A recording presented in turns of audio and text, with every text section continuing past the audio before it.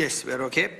So we've received apologies today from Deputy Mattie McGrath and Senator Neale Richmond, and also from Deputy Colm Brophy.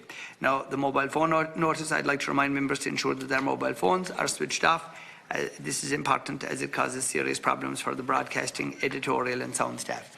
Now, this morning, we're delighted to have engagement with our MEPs elected from our constituencies in Ireland via video conferencing. And so I'm delighted to welcome the new and returning MEPs from constituencies here, including Northern Ireland, to our meeting today. I would like to congratulate each and every one of you on your recent election to the European Parliament, and to wish you the very best of luck in your new term. The European Parliament plays a vital role in representing citizens. This committee has a strong appreciation for the role of MEPs, and we really value your insight and expertise on European issues, and the chance to engage with you it's very important. So I'm delighted to pilot this way of engaging. We would be really interested in hearing about your priorities, the work that you have started since your election, the priorities of the committees that you are on and getting ready for the Commissioners' hearings, and of course on Brexit and how the European Parliament is currently considering the state of play, which, as we all know, is changing not by the hour but by the half hour. So today is the first of what I would hope to be many engagements between ourselves in Dublin and yourselves in Brussels and Strasbourg, facilitated and via the video link. So before we begin, I'm sorry that I have to remind everybody about the rules and privilege. Members are reminded of the long-standing parliamentary practice to the effect that members should not comment on, criticise or make charges against a person outside the Houses or an official, either by name or in a way as to make them identifiable. By virtue of Section 17(12) of the Defamation Act 2009, witnesses are protected by absolute privilege in respect of their evidence to this committee. If you are directed by the committee to cease giving evidence in relation to a particular matter and you continue to do so, you are entitled thereafter only to qualified privilege in respect of your evidence. You are directed that all the evidence connected with the subject matter of these proceedings is to be given, and you are asked to respect the parliamentary practice to the effect that where possible you should not criticise nor make charges against any persons or identity by name or in such a way as to make him or her identifiable. I think today will work best if we manage an open discussion session. I was just saying it before we went live to the members here, that I don't want it to be the MEPs and the members and very rigid. I want it to be more fluid, and we all know each other. So again, to the people in Brussels, I want to say a very special personal note to each and every one of you. Some of you newly elected, some of you they are representing us very ably in the past. I have no doubt that the people that we send to Brussels, from whatever political parties and none, you're all extremely experienced politicians. You're people who started at what I would call the grassroots of politics, and you've worked your way up, and now you're over in Brussels being our public representatives. I am very proud of each and every one of you in your elections. I know that you will be doing your level best to represent all of us to the very best of your ability,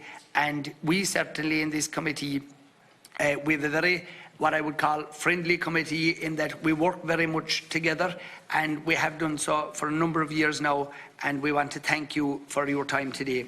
So I think maybe at the very beginning, if we started with Vice Chairperson Terry Leyden, and if he opened it up with maybe a few questions, and again it'll be a fluid interaction, so feel free to talk away. Thank you very much, Chairman, and greetings from Leinster House to Brussels. I hope you're hearing us loud and clear. I hope so. First of all, I'd like to congratulate the MEPs elected. Mairead McGuinness, first Vice President of the European Parliament. Well done, Mairead, on an excellent work you've been doing for a very long time there. Luke Flanagan, Matt McCarthy, Maria Welch. Then Francis Fitzgerald, who I see here, Kieran Cuff, Claire Daly, and indeed Barry Andrews, when Brexit is completed. Depending on the outcome of Brexit, then he will be taking his place there if that arises. Then Sean Kelly, Grace O'Sullivan, my colleague from the Seanad, and we're sorry to lose you there, Grace, because you're a terrific contributor, but you've gone to a new location. I'm sure you'll bring the great commitment you had in the Seanad to Europe. You certainly will be a great addition there. And Mick is in the studio there as well. Well done, Mick. And Deirdre Toon will be joining you in due course when Brexit is all over, because I don't think, whatever the outcome, probably will be an agreement, but I think that they will not continue the seats. I don't see the United Kingdom government continuing to have MEPs in Brussels. That's Shinj Kilala. Now, I want to also congratulate Commissioner Phil Hogan on his reappointment by the government as the Irish Commissioner, and nomination by the President of the Commission as the Trade Commissioner designate, subject to approval of the Parliament. That will be a matter for you as MEPs. But I can tell you, I know he will be a Commissioner for Europe, but certainly he will be a tremendous assistance to our government and all governments throughout Europe in the work he's been doing, and also his work in relation to agriculture and his commitment to agriculture. I don't really feel I have too many questions for you, because you're just taking up your role. Some of you are outgoing MEPs.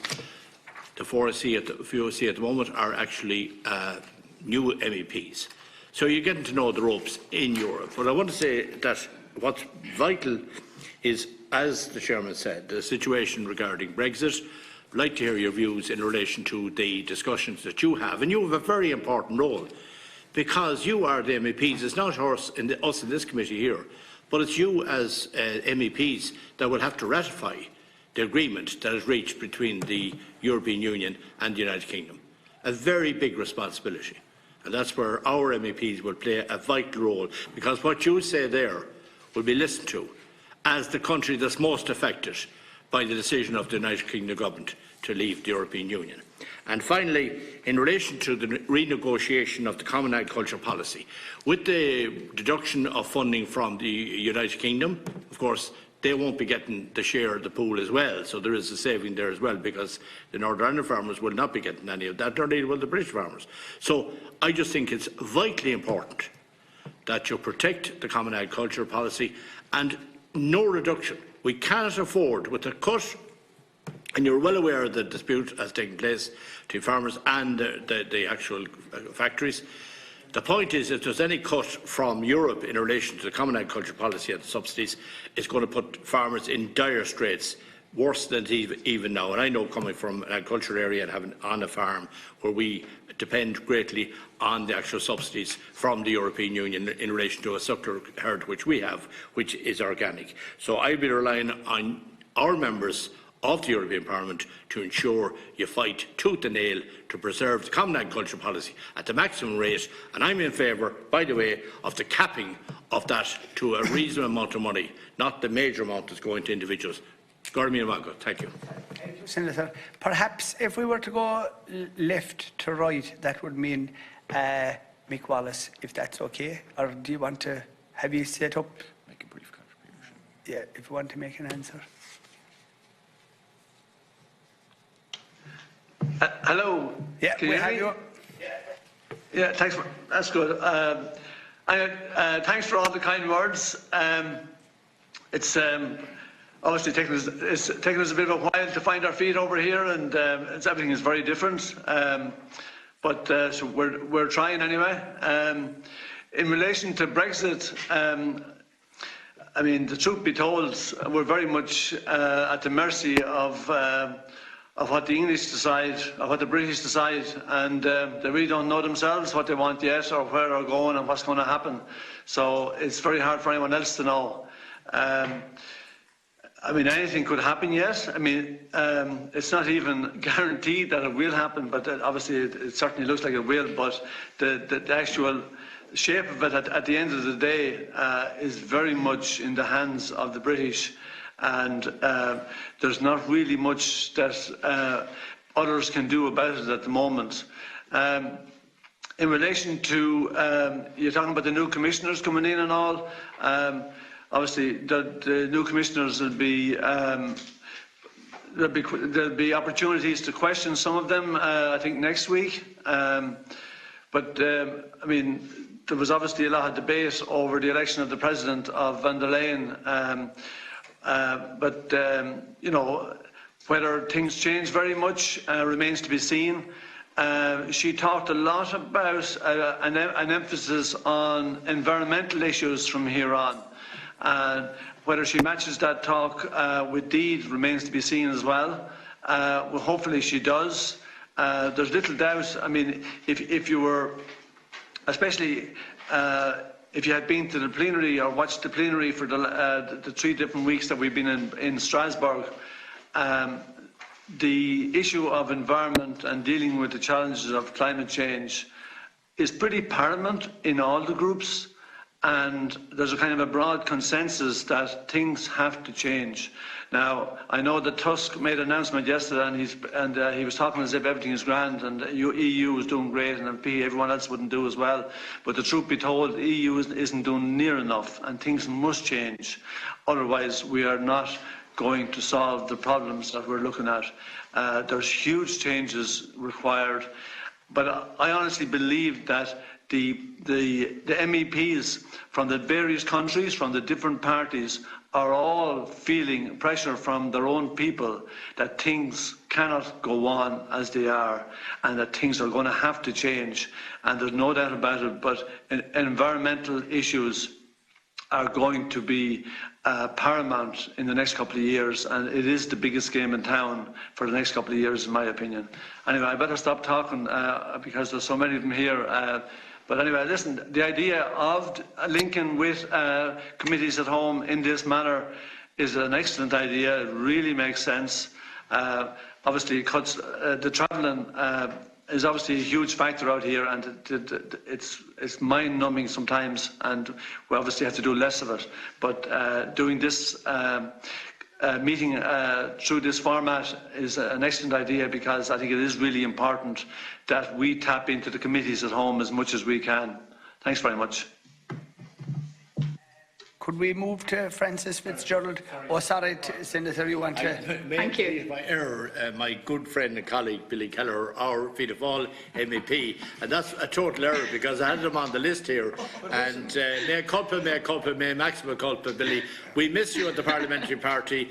I can't say come back soon, but we know you'll have a very successful career as a former Trade Minister in the European Parliament. So, my apologies. Thank you. He wasn't that good.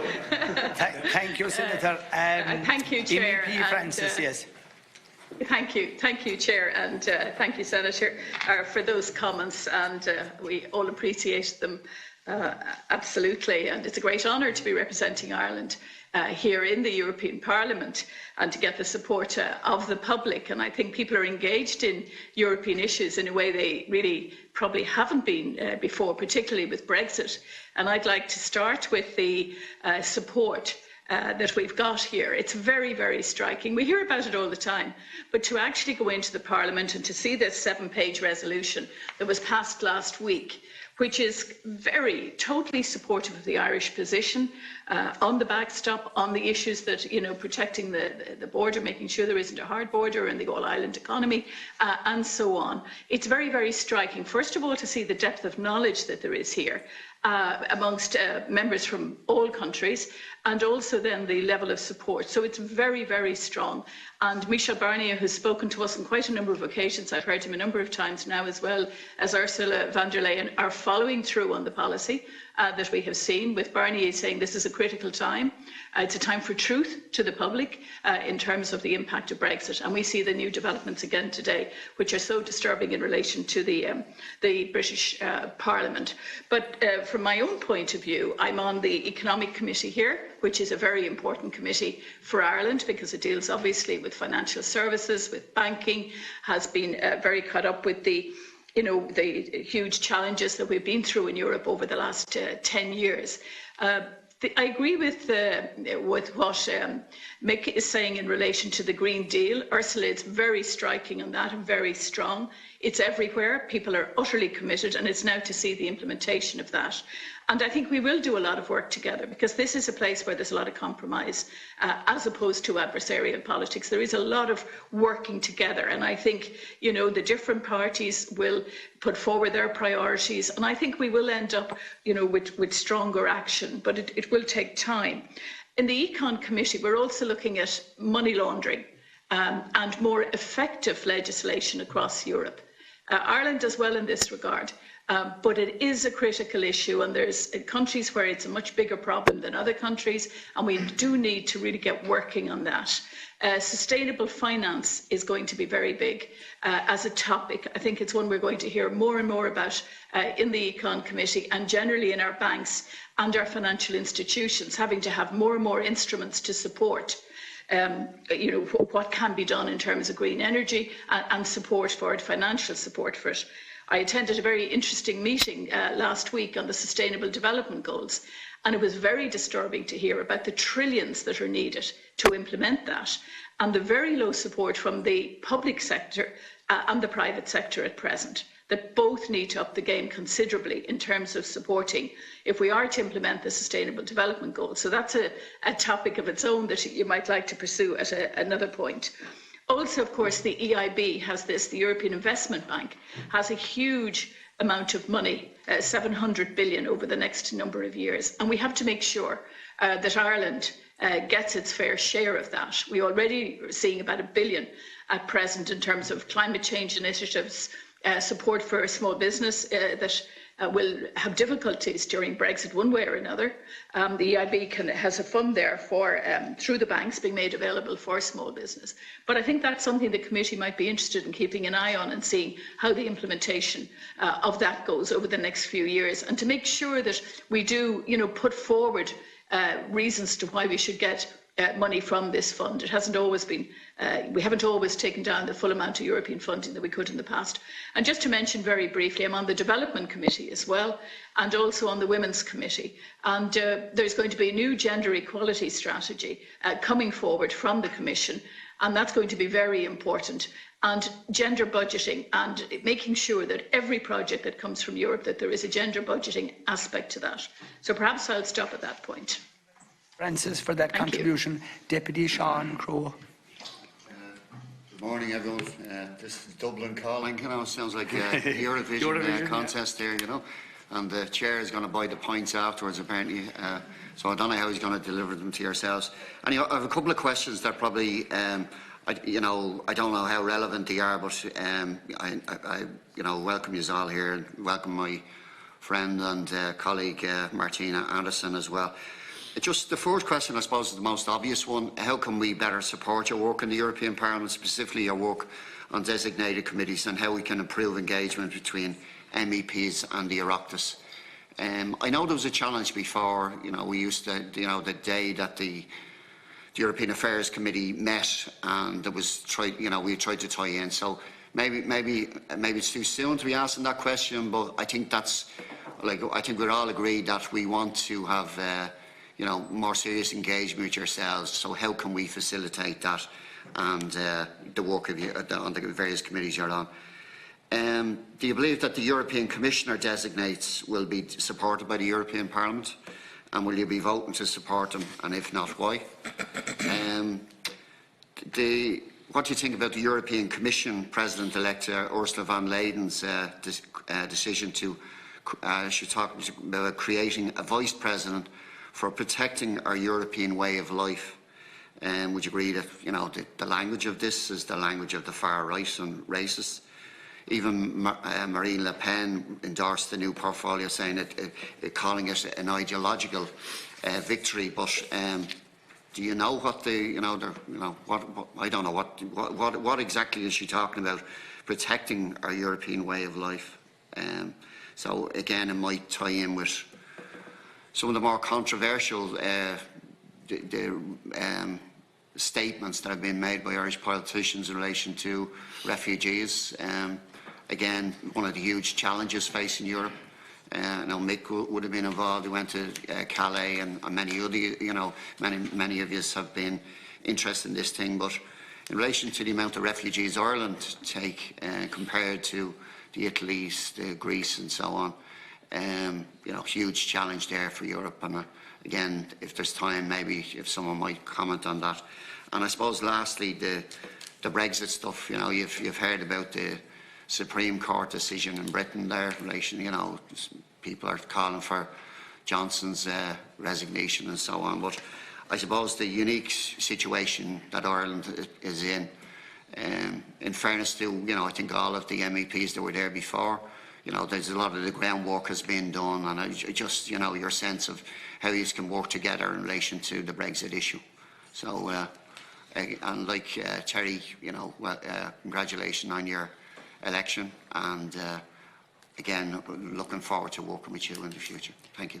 Thank you very much, Deputy. And could we go to MEP Grace O'Sullivan, please?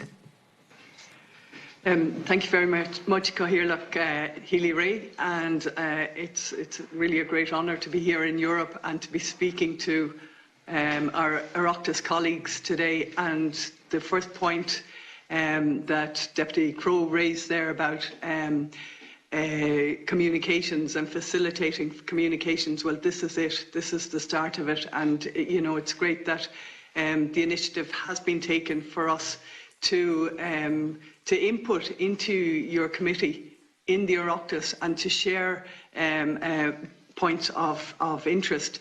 The last point that Deputy Crow just raised there with regard to Brexit, in the Green Group and the EFA last week, we had Monsieur Barnier in to brief us on the negotiations. And the one thing I've noticed here in that briefing, but also generally in the European Parliament, every time the word Brexit is used, Ireland is used. It's almost like it's like glued together, so that everyone recognises that probably the greatest impact of a Brexit, should it happen, will be on the island of Ireland and, of course, the UK itself. So, I mean, clearly, Ireland is front and centre in all talk about Brexit, and that's to be welcomed.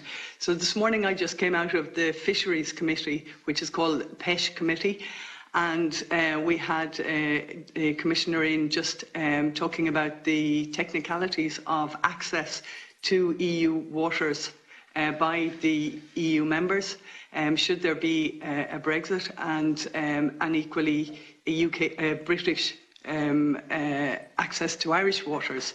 So in terms of reciprocity, that there would be some kind of an agreement made.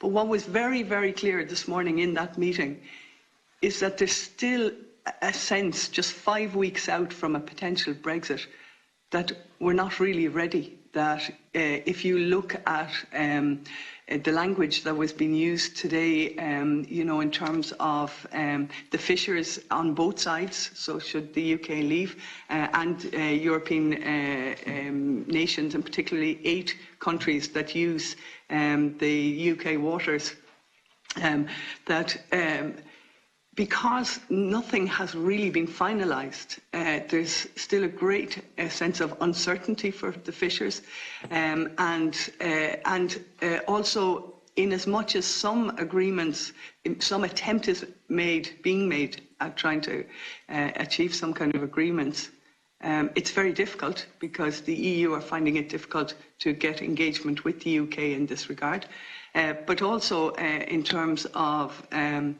the, say, habitual use of many fishers in Ireland, you know, all across Ireland that have been using UK waters.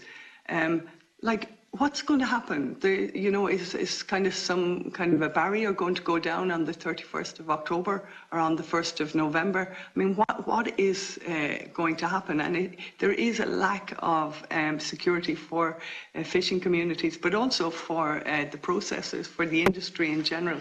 So it's very concerning. And I mean, there's been, as you've all alluded to there earlier, there's been huge developments today, so we'll see how it plays out in the UK now. I'm also on the Environment Committee, so just going back to what Mick Wallace said, Deputy Mick Wallace, climate change is again another area front and centre here. So Brexit, climate change are probably the 2 areas that I would to my mind, would be most spoke about here in the European Parliament since I've entered it anyway. So I'll be very, very involved in the all environmental aspects, food health, public health, food safety, and the environment in general. And then I'm a member of the Mercosur delegation, so we have to get going on that pretty much. But I mean, certainly we've been watching very closely what's been happening in Ireland over the last few weeks with regard to the negotiations with the Minister and the different farming organisations. And then I'm on the Palestine delegation as well. So that's just a kind of a sense of the work areas I have in my portfolio. And then with regard to the new designee commissioners, they will come before us next week. I've already met I'm the coordinator on the Fisheries Committee for the European Greens and EFA. So I met with the designate Sintovicius, who's from Lithuania. So he seems quite competent, but he will come now before the full Parliament and will be questioned and scrutinised, as should be the case. So, I mean, maybe there's an area, Cathaoirleach, where the members sitting around your table there might be able to contribute if you had questions that you thought that we could ask on your behalf to the Commissioner designates next week. Maybe that's something that we could do. Thank you very much. Thank you very much, Grace. And just to let you know, over there in Brussels, we've been joined by Deputy Mattie McGrath and Senator Gerard Craughwell. Now, could I go to Senator Paul Coghlan, please? Thank you, Chair. It's good to see you all looking so well over there. And I don't see anybody wearing any green, though. But anyway, I'm sure you're all going to do us proud, though. And we wish you very well in your functions over there. Now that it has been clearly established that Parliament is sovereign in Britain, I'd be interested in a preliminary view from Brussels from you in regard to, do you see Prime Minister Johnson having to obey the law and right for an extension of time on the basis that he probably won't be able to get a deal in place before the 14th of October? And how do you see that? Or would he go and be extreme and resign? But anyway, I'd be interested in any preliminary views you have over there on that matter. And I've no doubt that from Ireland's point of view, you'll all work very well together and to get on extremely well, as already been said by Senator Leyden, that you'll work very well with our Irish Commissioner Hogan. And any view you have on that, on the new Commission, it'd be interesting to hear those further views. Thank you very much, Chair. Thank you very much, Senator. And could we go to newly elected MEP Billy Kelleher, please? Thank you very much, Chair, and just to thank you for your kind words and to wish you well. I suppose we're at two ends of political cycles. We're at the start of our one and you're coming to the end of your one, so I can understand that focuses will change quite dramatically in the next number of weeks in the Oireachtas, and to wish you all well. But just from the perspective that has been raised by Senator Coghlan, what was very interesting the last number of days has been the exceptional intense briefing by the UK, both semi-official and unofficial, around the European Parliament. They were very much saying that Ireland would be under huge pressure, it would be exceptionally vulnerable if there was a crash out Brexit. They were doing a lot of that quite intensively. They were also pointing out, of course, to try and divide the European members, particularly those that are affiliated to NATO, that the UK was a NATO member, that the UK would defend European interests, that Ireland was a neutral country and it wouldn't defend. So clearly that was more or less targeting the Eastern European countries that have major concerns about threats from further east of the European Union. So there has been quite an intensive lobbying in the last number of days to drive a wedge between the varying views and groupings in Europe. But overall, I can safely say there's huge solidarity among all political groupings and all countries for Ireland's predicament in terms of Brexit and what can flow from that. Now, the Supreme Court decision, that will bring about its own internal issues in the UK, but from our perspective, there's a simple view that we must do everything to avoid a hard border on the island of Ireland. It will undermine all that we've achieved on the island. It certainly isn't in keeping with the spirit and possibly even the law of the Good Friday Agreement, where, the All-Ireland economy, North-South cooperation, normalising life on the island itself. So there has been strong support and solidarity, as I said, from all political groupings and all countries in terms of Ireland's position. And let's be honest, our vulnerabilities as well in terms of a no-deal Brexit or a bad deal Brexit. So what will happen over the next number of days? Look, we have been crystal ball gazing for some time on this particular issue, guessing what will happen. But we do know one thing for sure, there is a political crisis in the UK, and many of the decisions that will impact are ones that will be made in Westminster or by the executive itself. And in any of my contributions, I think most colleagues around here, as long as the UK sticks to its original commitments to the Good Friday Agreement and has that as its base point, well then I would expect that the UK should do nothing and is honour bound and duty bound to do nothing to install a hard border either by design or by accident on the island itself. Just one or two more issues. Look, CAP has been mentioned. I get the sense, and we can all say nice things, but I do get the sense that the CAP budget is going to be under an awful lot of pressure in the next number of years. While the previous Agricultural Committee in the outgoing Parliament made its recommendations, there is no doubt there's going to be a revisiting of the CAP recommendations by the new Agricultural Committee. They may not open us up to full discussions and amendments from outside the committee itself, but certainly they will have a view on it, and Parliament will too, along with the new Commissioner, who more than likely will be Polish, Commissioner-elect Wojciechowski, and obviously he will be a Commissioner for the European Union, but at the same time there's a lot of pressure again from the East to talk about parity of payments in any CAP reform. So there will be pressure on that, and clearly our duty as elected representatives from Ireland's perspective is to defend Ireland's interest in those negotiations.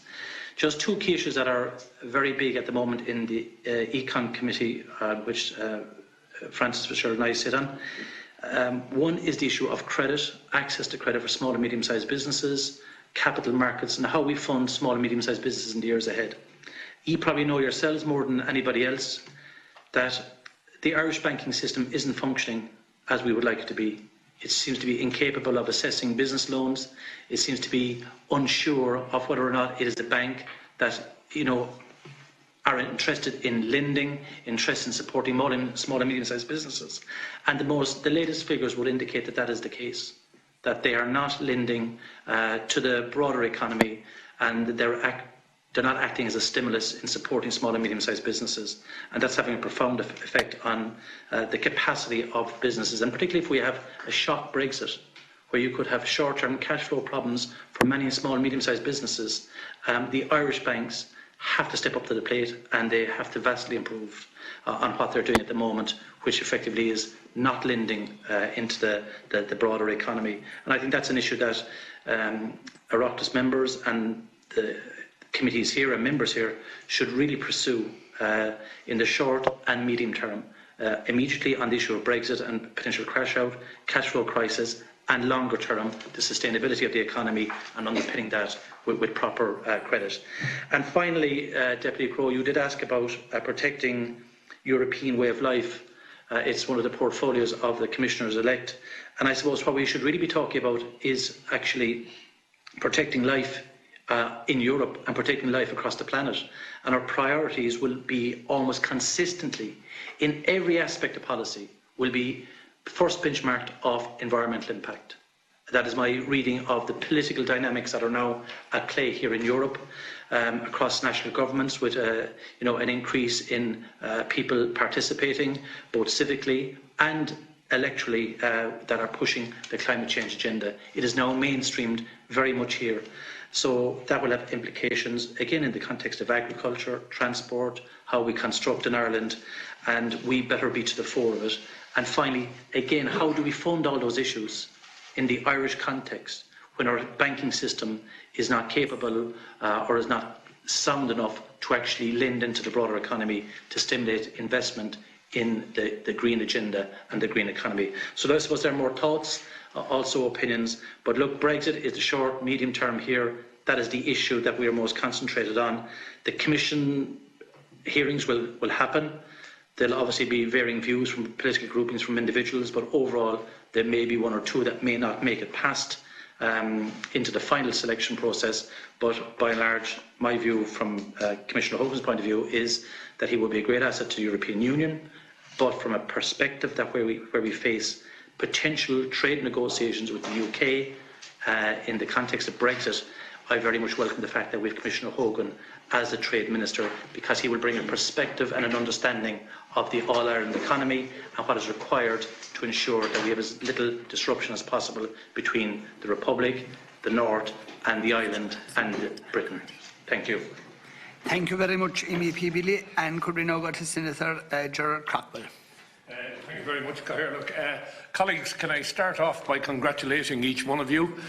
Fought a sterling campaign, and I'm delighted for you. I think we have a good, solid team out there representing Ireland.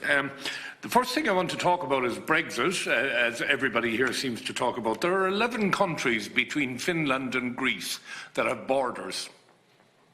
What would make Ireland different in the event of a soft or a hard Brexit? We would have no choice. I've been saying this since 2016. It's beginning to catch on. We would have no choice but to manage a border.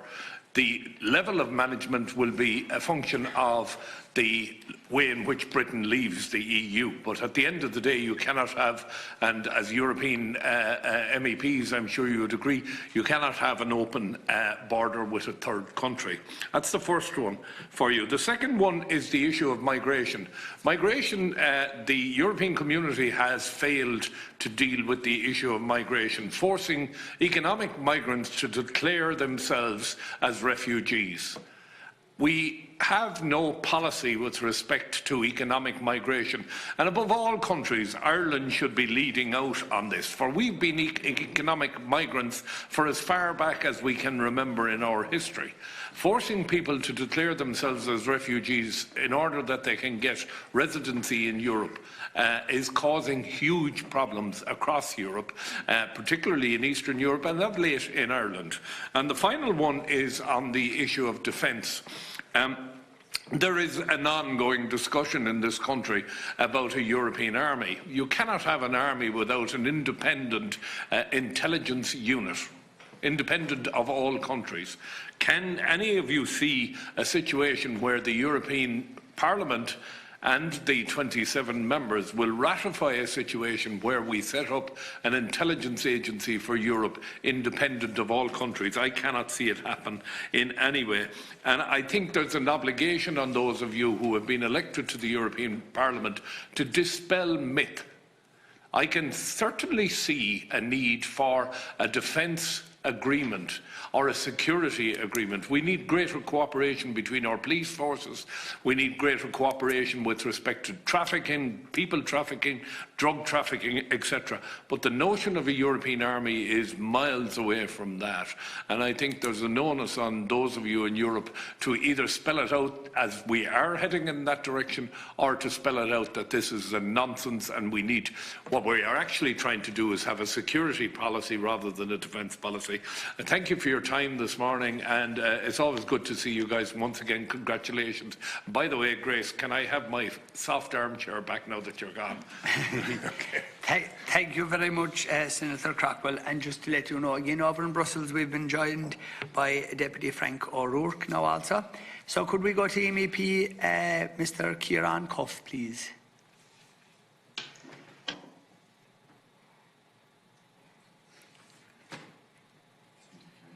Ireland calling Brussels. Have we a problem? Have you got it there now? I think you have now it. we have you, yes. Yeah. Thank you, Chair. Thanks for having us all. I feel like I'm back in the Oireachtas, which in a sense I am, albeit remotely. And it's good to be representing an all-Ireland group of MEPs from both north and south of the border this afternoon with my colleagues Martina Anderson and Matt McCarthy. Yes, Brexit is very much on the agenda.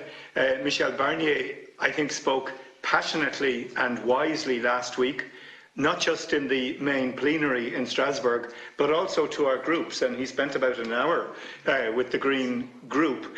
And he said very clearly he has listened to the voices of women on the border who are very afraid of what might happen. And when you see a man like that, a negotiator who has sat down and listened to those voices, I think you can have confidence that the EU is acting in Ireland and the Union's best interests. So Brexit is very much in the news, and indeed our colleague Naomi Long is hosting a Brexit hearing tomorrow, and we will have 3 former Prime Ministers, or 2 Taoiseach and a Prime Minister, John Bruton, Bertie Ahern and Tony Blair will be addressing that. So it'll be great to be at that event, and I think Naomi Long has just joined us here in the room, so well done to her for organising that and bringing so many of us together. But also, in a sense, Europe has moved on, Chair, because we are looking at the next Commission and we're looking at the multi-annual financial framework. So I don't think we should kid ourselves that Brexit is the only show in town in Brussels or Strasbourg. Huge negotiations over what Europe will spend the money on over the next 7 years, and all of us in our respective committees are part of that process. Clearly, from my party's perspective, and I think from all of our perspectives, we're very focused on that speech from Ursula von der Leyen about a Green New Deal and the prospect of aiming for higher emissions. And I think that was summed up in that incredible video from yesterday, where you saw the US President walk past a child from Sweden and therein captured the challenge, the global challenges that we face at the moment. And I think, Chair, you and I realise that these challenges aren't easy, they're tough, and they will affect what we build, where we build, how we travel, what we eat. And it's a huge challenge to reduce our carbon footprint. It's a challenge to the policies that you espouse, and indeed to the policies that I espouse, to try and find a meeting ground in the middle for this. And I look forward to further discussion on that. I might respond briefly to 3 questions. The challenge about the European way of life, you know, I'm a European and I'm very proud of being European, but I don't think Europe would be what it is today without the influences of culture, of food and of people from the Middle East, from China and from Africa. And I think that's a huge part of what makes Europe.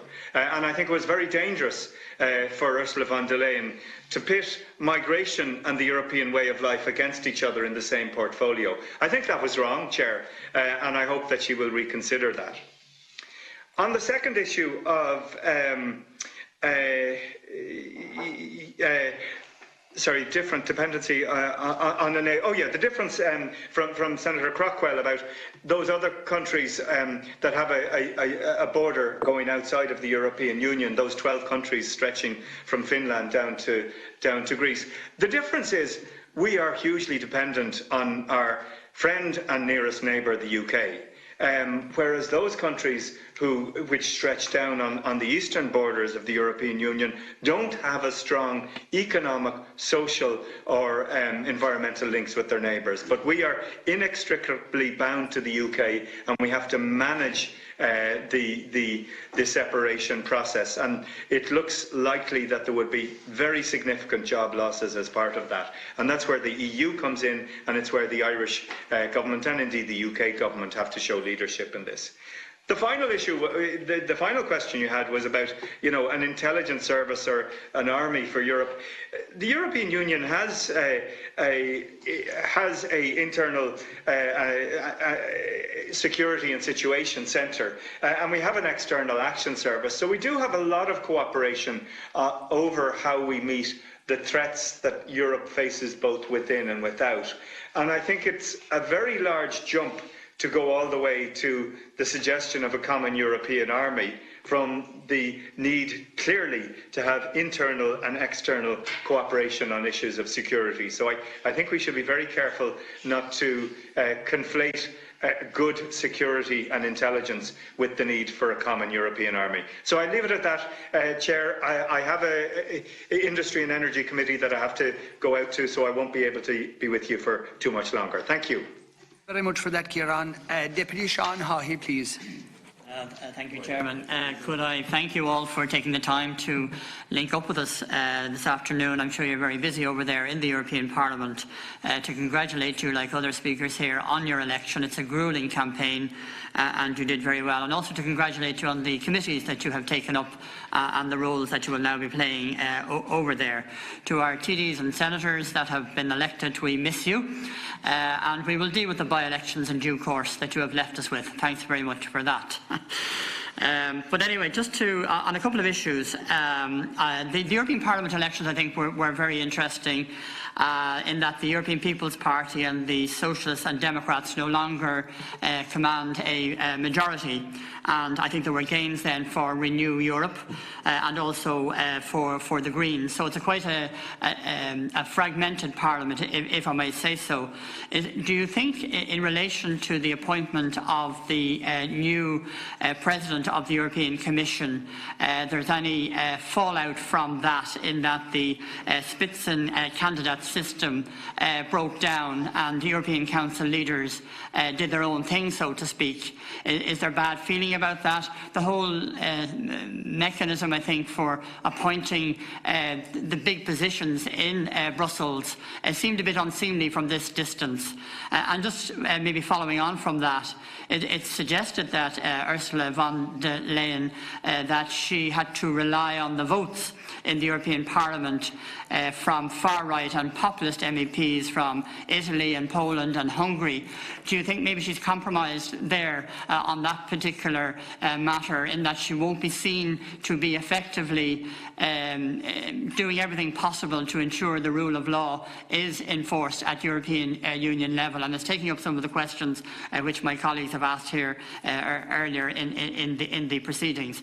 And just one final question. Just obviously the Brexit situation is unfolding as we speak, and it's every day there's a new development.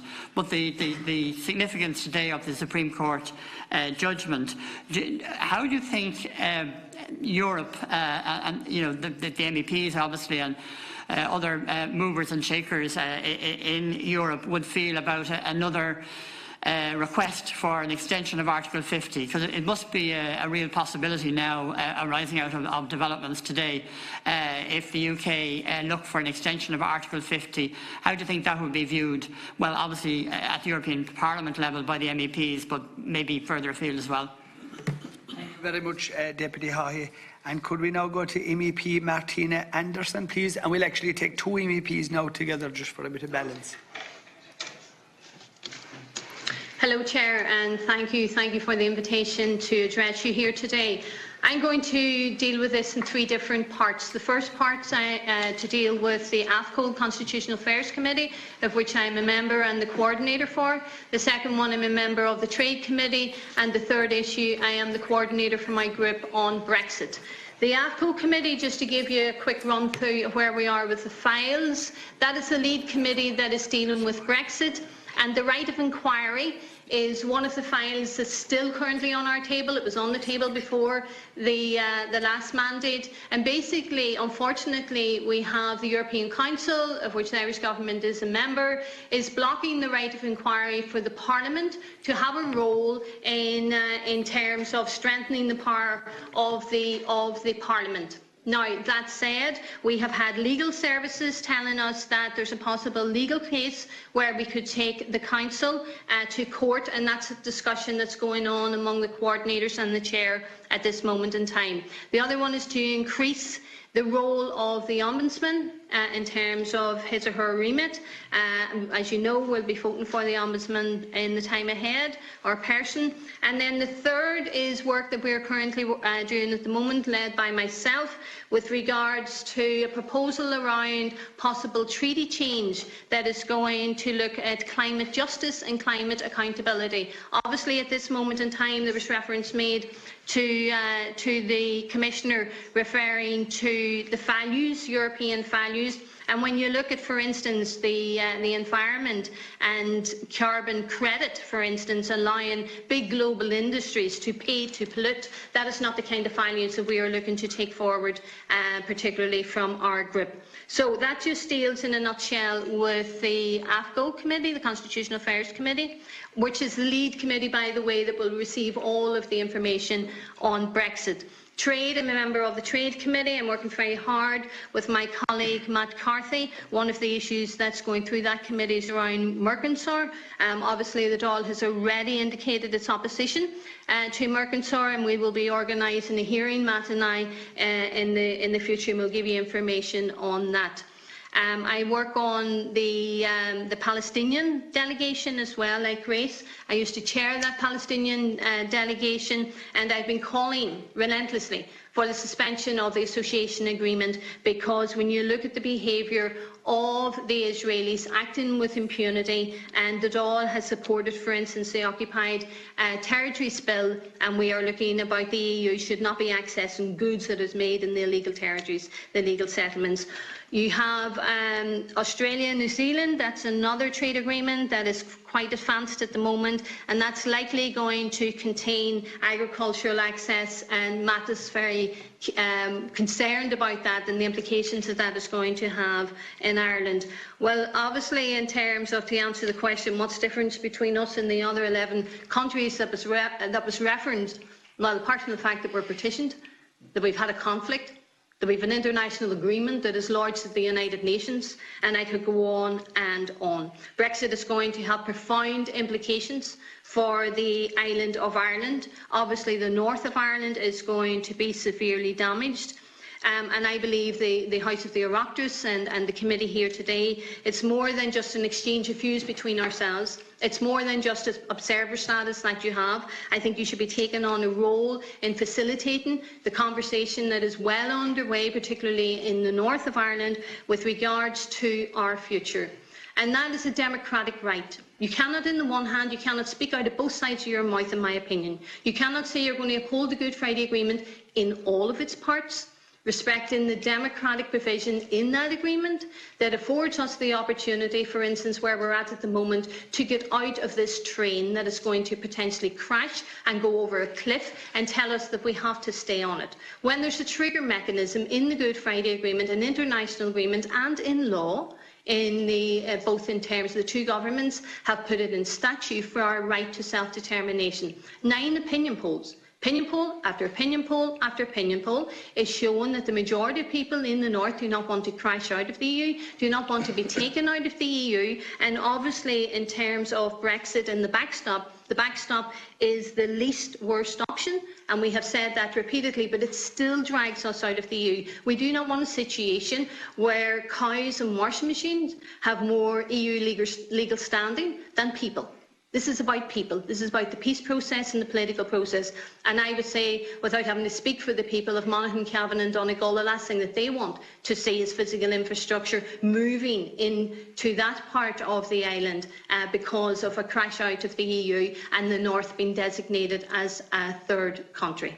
So that should not be tolerated by us all, nor should it be expected that the people of Ireland should have to put up with that. 1.2 billion worth of weekly trade supports 200,000 jobs across this island, and that's on top of all of the other damage. And look, the list is endless, and time doesn't permit me to go into all of that. So one of the initiatives that Matt McCarthy and I are taking next week on the 9th of October is that there will be a report launched here in the European Parliament written by Colin Harvey and Matt Bassett, and both of them are going to show the role that the EU should be playing, as they did in Germany, as they look at Cyprus, and they identify all of Cyprus as being in the EU, even though the north of Cyprus is under Turkish control, and the role that the EU could play in facilitating a calm and considerate conversation about the time ahead, with regards to when a unity poll should be triggered. What if the outworkings of that unity poll was consent across the island, because obviously it's concurrent consent in the two parts of the island, and then what would be the role and the work that would need to be done in planning for the day when the country would be reunited. So today I will be meeting with 2 of the Commissioner designated, 1 today and 1 tomorrow, as my role as coordinator of the AFCO committee and also the coordinator of Brexit for the group that I'm a member of, GUI NGL. So there's lots I could say. Obviously, Matt will deal with in terms of Commissioner Hogan's appointment. I think that Ireland could have appointed someone or nominated someone that had garnered the support of more of the people of Ireland than who they did. But Matt has been quite vocal on that. So look, there's lots more I could say, but I shall leave it there. Thank you very much, MEP Martina. And I just want to acknowledge on your side that we have been joined by MEPs Matt Carty and Naomi Long. And could I now call on my fellow countyman, Seán Kelly? Thank you, Michael, and TDs and Senators. Good to have you. I will try and be brief. My 2 main committees are ITRA, which covers technology, research, energy and industry, and INTA, which covers trade. In relation to trade, obviously you know that Commissioner Hogan, the outgoing Commissioner for Agriculture, is now the Commissioner designate for trade, and his hearing will be next Monday at 6 o'clock here in Brussels. And we don't envisage any problems whatsoever. From the meetings I've had so far, Parliament has maybe anything up to 9 commissioners designate in their sites. They'll probably take out 1 or 2 or kill, the unfortunate word they use here, but Hogan won't be one of them. So he will get through, I think, with flying colours, and he will do a very good job. Now, in relation to that, this morning I had a meeting with Facebook with MEP Fitzgerald, in relation to issues like fake news and how to control it, etc. I had a meeting with Biopharma Ireland, which obviously concerned about Brexit and industrial policy here, and also with what they call the IT climate, because that's an area I've been involved in over the last 5 years. I'll be concentrating over the next few years on those areas: climate, industry, trade and agriculture. And just in relation to Brexit, Senator Coghlan asked the question, will Boris resign as a result of today's decision? I'd say, Michael, as we'd say in Kerry, he will a deal. Not a hope, I'd say. He'll come up with some other concoction, so there's no point going into too much detail on that. We just let it run its course. But in relation to Brexit itself, I think Seán Haughey asked the question, if there was an extension required or requested, would it be granted? I would say so, yes. And definitely it was encouraging that last Wednesday in Parliament, when we voted on the European Parliament's resolution on the United Kingdom withdrawing from the European Union, and one of those points in that was to grant an extension, if required. 544 as against 126 voted in favour, so I think that's an indication that if there's a crash out, it won't be the European Union will be to blame for it. As had been said, we have a big meeting tomorrow morning, organised mainly by Naomi Long, where all Irish MEPs, North and South, hopefully will be in attendance, and we will be discussing Brexit and its consequences. And Naomi is here, so she'll be able to say more on it. But I think it does show the cross-party support here, not just MEPs in Ireland who are in the Green Vest in this issue, but across Europe. We've held the line pretty strongly, and this will be an indication of that again. So thank you very much. I might leave it at that, because I, like Kieran, has to go to the ITRA committee meeting, which has started already. So thank you very much, Michael. Thank you very much for your contribution, Seán. Deputy Bernard Durkan, please. Thank you, Mr. Chairman, and good to have an opportunity to speak with our colleagues, former colleagues and new colleagues in this fashion. I think that we're living in very interesting times. We wish you all the very best in the times that you have ahead. They're going to be challenging times. Let there be no doubt about that. And they will become more challenging as time goes on. I have always held the view that the UK leaving the European Union will be a huge disaster for the UK and will be no great help to the European Union either. But the one thing that has remained constant heretofore, and the European Commission and Mr Barnier and his negotiators have remained constant on, is the unified approach of the European Union. And that's the secret of success. There will be other challenges. There are going to be other challenges. There are going to be challenges to the rule of law across Europe. And I have no doubt that you will be well able to deal with those as they arise. But we live in a changing world. And that changing world is going to be dramatically different to the world of the past 15 or 20 years. So I think that in those challenges, we as national members of Parliament and you as members of the European Parliament need to keep in touch with each other, coordinate our approaches and recognise a common cause. It's often been said that, Europe should be brought closer to the people. I have the opposite view. I believe that the people need to be brought closer to Europe so that we all recognise each other and ourselves as contributors to the European agenda and major stakeholders in that European picture. Last point I want to make is simply this. As we approach the next couple of months, I believe there will be serious recognition on many sides of the dire consequences of a member of the European community breaking out with or without a deal. And the theory about a better deal being available after breakout is something that we need to recognise before it starts. It cannot be that way, because if that were to happen, the European Union is no more.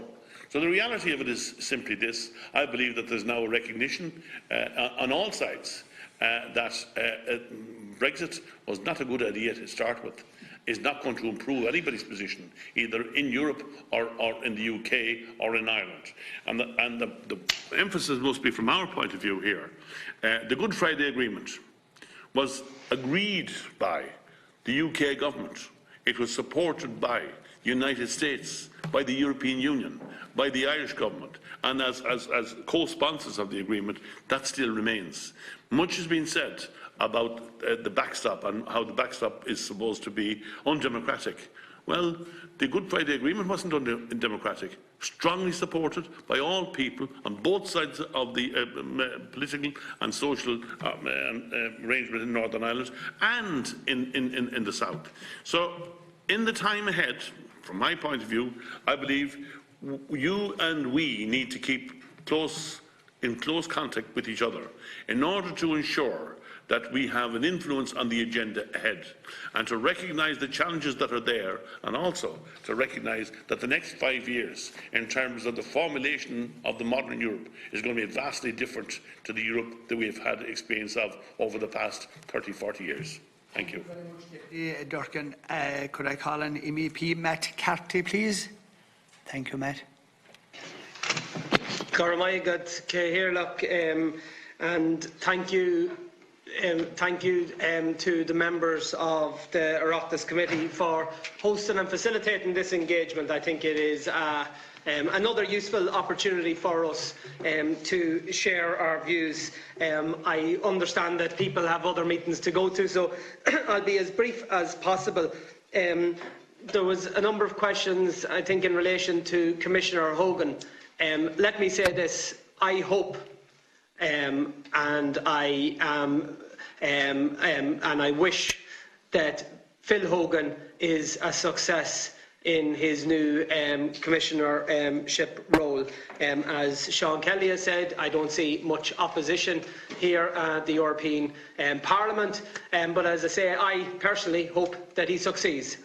I don't believe he will, because I don't believe he's succeeded in any political role that he's ever had. I think he was a disaster as a government minister. I think he failed miserably as Commissioner for Agriculture. I think his final act in that role, which was endorsing the Mercosur trade deal, was a kick in the teeth to Irish farmers, to the environment, to our own domestic economy, and I think it was done for the sole purpose of ensuring that he didn't have any much opposition here at a European level to his taking on the trade role. But listen, time will tell, and I hope I'm proved wrong, because I think it is really important that we have a strong commissioner, and it would have been my wish that the government would have appointed somebody with a track record that would have given confidence that they would have been in a position to do that. In terms of the priorities that we have in the time ahead,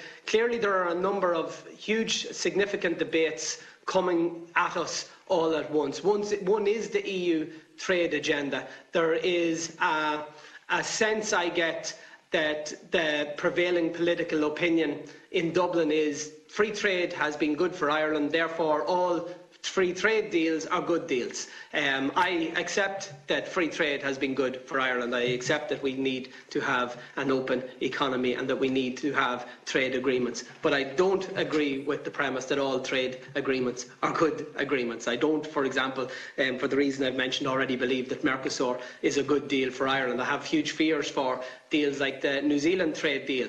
Anything that beef has lost on Mercosur, I fear that our dairy sector will lose in the New Zealand deal. I disagree fundamentally and vehemently with the proposition of investor-state courts that allow corporations, only foreign corporations, to sue governments like our own for enacting democratic decisions if they feel that those decisions have impacted on their profits. I just disagree on a point of principle with that notion, and that's something that's been incorporated into most of the EU trade deals that are currently being negotiated. We have a big battle in relation to the budget, and this goes to the crux of Senator Craughwell's point and where we would diverge in opinion, because there's an argument about whether or not we're on the road to a European army.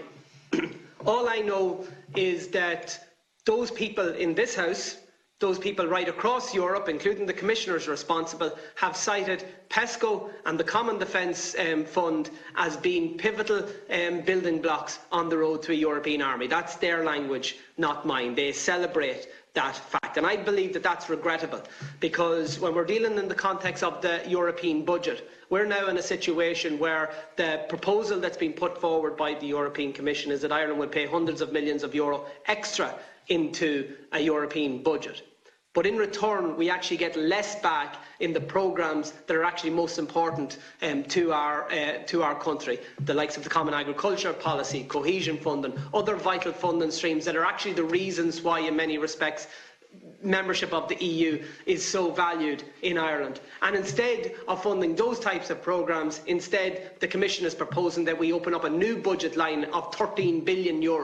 Ironically, almost exactly to the cent what the British government are currently contributing into the EU towards this common defence fund. And that is, to me, a militarisation agenda that doesn't have the support of people across Europe, certainly doesn't have the support of the Irish people, and I believe it's one of the mechanisms by which we see the growth in the far right and other xenophobic political elements. So I think this is a crucial time in terms of a big conversation in terms of what direction the EU takes. And if the EU wants to be a body that has the support and the ownership of peoples across Europe, then rather than pursuing a very expensive vanity exercise that will contribute nothing to peace and probably a lot to conflict in the time ahead, well then I think we need to change track, and the Irish people through their representatives should be leading the charge on that. The reform of the CAP itself, while has fallen slightly off the agenda, is going to be crucial for two reasons. One, we have to try and protect and increase the budget. That's going to be a very difficult job, considering that, again, our Commissioner signed off on a budget that would see in real terms a 15% cut to CAP. But we saw over the past number of weeks farmers protesting at factory gates because they had reached breaking point. While we all welcome the fact that those protests have now been lifted, there is an onus on all of us to use all mechanisms to try and address the inequalities that exist in our farming model, and part of that will be addressed through the reform of the Common Agriculture Policy. And I look forward to working with our colleagues in Dublin to ensure that we have a strong voice for ensuring that we have a redistributive model within the CAP that actually ensures that those family farmers that need supports the most actually get an increased contribution from the Common Agricultural Policy, allowing them to continue providing and producing the most sustainable agri-product that's available almost anywhere in the world.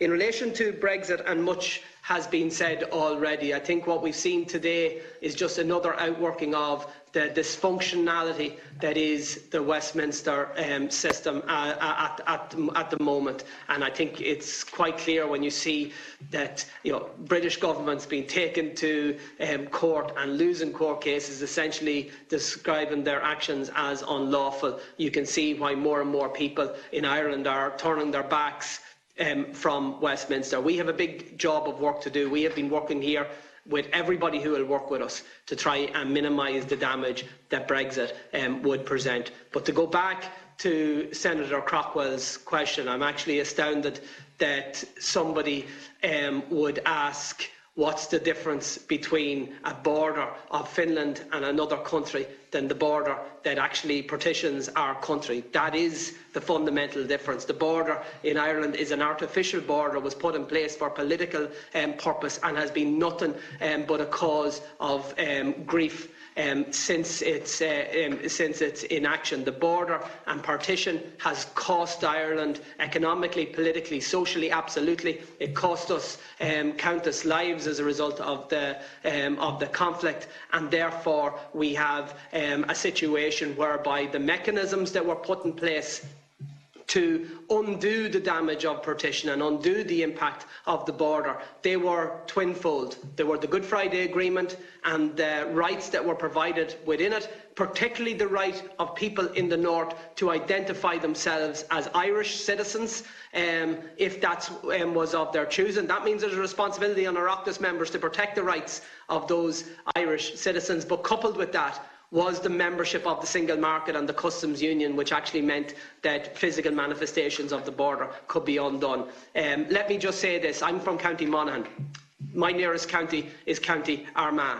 To suggest to me or to anyone from the community that I live that we would just have to accept checks or regulations between Monaghan and Armagh is the equivalent, Chairman, of somebody saying that you would have to do the same between Kerry and Cork. It's something that wouldn't be tolerated in Munster. It won't be tolerated in Ulster either, and I think we need to be very strong in that position. And if it's a position that either the British government or the European Union are insistent that some form of checks, some hardening of the border takes place, well then there will be an onus on us to look at the constitutional avenues to ensure that that doesn't happen. And those constitutional avenues do and are available within the Good Friday Agreement. And I think there's an onus on all of us to start having the conversation as to, in the event that we need to use those constitutional avenues to undo the damage of Brexit in our country, that the preparatory work is done, that we have had the conversation in terms of what the constitutional, economic and political frameworks of a united Ireland, the transitional arrangements, all of the outworkings would look like. And there's an onus and a responsibility on us all to have those conversations now, so that we don't make the same mistake as the Brexiteers and end up having a referendum, and the day after the referendum nobody knows what happens next. We want to make sure that that doesn't happen. But in order for us to do that, it means that we need to collectively have those big conversations. Thank you again, Chair. Thank you very much, MEP Matt. And last but definitely, could I call on the newly elected MEP for Northern Ireland, Naomi Long. Thank you, Naomi, and sorry that you had to wait. Thank you, Mr Chairman, and thank you for the invitation to come along and speak to you today. Can I apologise that I was running late, but some people mentioned about the events unfolding in Parliament today, and I was dealing with some of those issues in the media before I arrived. I just want to very briefly mention the committees that I'm on, and also a reference to the appointment and election of Ursula von der Leyen, just very briefly. But I really want to focus on the Brexit situation, because that, I openly admit, is my central focus at the moment here in the EU. I think it's an absolutely crucial point, an absolutely crucial juncture with respect to Brexit, and I think that it's important that I retain my focus on that above everything else. I'm a member of the Regional Development Committee here and also of the FEM Committee, so both of those I think are important in terms of equality and rights, and also in terms of they will have an impact in terms of funding and so on in a post-Brexit scenario, and so that's something that I am taking a particularly keen interest in. I'm also a sub on the Agri Committee, and obviously some of you have already rehearsed the challenges of Mercosur, particularly in terms of beef farming, but agriculture more generally, and so that's something that I'm keeping an eye on, both for, I think, farming reasons, but also for environmental reasons. I think I quoted the figures that I got from the UFU, but a kilo of beef produced in Ireland has a carbon footprint of about 16 kilograms. A kilo of beef produced in South America has a carbon footprint of about 80. So when it comes to reducing carbon uptake, it's a fairly significant difference, and that's something that we need to get across. There's no point having high ideals when it comes to the environment if our trade relations don't reinforce those high ideals. Very briefly on the issue which was raised about Ursula von der Leyen. I have no issue with promoting European values such as openness, equality, freedom, democracy. I think those are all very valuable things that we should act to protect and promote. I have a problem when people use phrases like our European way of life, because I think there is a tendency for phrases like that to be used as a dog whistle to those on the far right, to those who are Islamophobic, to those who are xenophobic. And I think particularly the fact that she has coupled this with the migration piece of work is an unfortunate juxtaposition, because I think what it does is it says that it is in some way related to migration. I don't believe that immigration is a threat to our way of life. I think that at the moment what we're seeing actually is some of the threats to democracy are coming from within, not from without. So I think we need to be very conscious of othering people who come to Europe and who make a valuable contribution from all around the globe. So I will wait with a degree of scepticism to see how that pans out. With respect to what's happening in Parliament and to Brexit, which is obviously of acute concern to those of us in Northern Ireland and indeed in the border counties and beyond, I do detect that patience is starting to run out with the Brexit process. I detect that particularly, I have to say, with some of our French colleagues. I think there is something of a power play at the moment going on. The exit of the UK from the EU would leave France in a much stronger position within the EU, and I suspect that that has contributed somewhat to their eagerness to see this resolved in sharpish fashion. I think we need to be careful too, because it plays into a general exhaustion that the public, the political class, the media and everybody else has with this Brexit piece. People are sick of Brexit. I hold my hands up. I'm sick of Brexit too. And I think there is a tendency that people get into the mindset of let's just get this done. So one of the key messages that I'm trying to get out with colleagues is that this will not go away once a decision is made. This will continue over the next 10 to 15 years to be on the political agenda, to affect decision making going forward and to influence policy. So it is more important right now that we get this right than that we get it done. It's much more important that we take the time to make decisions correctly and not rush towards a conclusion simply because of people being fed up. I think it is almost inevitable that the UK government will not survive the current crisis without a general election. There is also the possibility of a second referendum that is growing in momentum in Parliament. And so even if a deal is possible in the very short time frame available, I think that there will need to be an extension in order that any deal could be ratified in both the UK Parliament and indeed with all the EU 27. So I think that some form of extension is now almost inevitable, and I would be reasonably confident that that would be extended and would be granted if asked for, and certainly the resolution that was passed last week in the Parliament indicates support for that within the Parliament.